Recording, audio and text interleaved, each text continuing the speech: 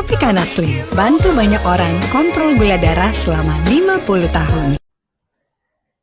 Yasona Lawli, mantan Menteri Hukum dan HAM, dicekal ke luar negeri oleh KPK. Tentu ini merupakan tindakan yang tepat bagi penyidik KPK.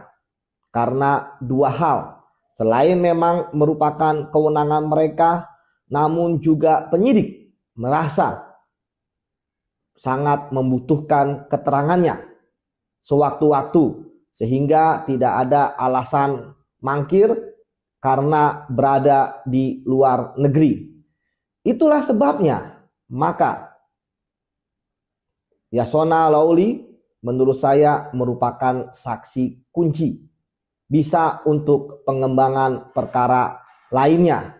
Apalagi kita tahu bahwa Yasona merupakan saksi-saksi terakhir sebelum Hasto ditetapkan sebagai tersangka, baik dalam perkara suap terhadap komisioner KPU maupun perintangan penyidikan terkait dengan masih buronnya Harun Masiku yang sudah 5 tahun belum berhasil ditangkap.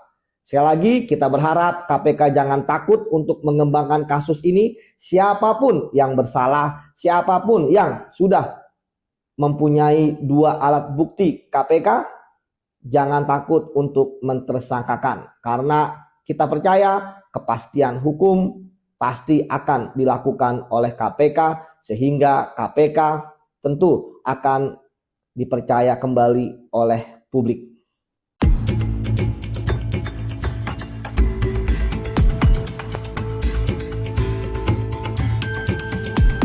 Thank you.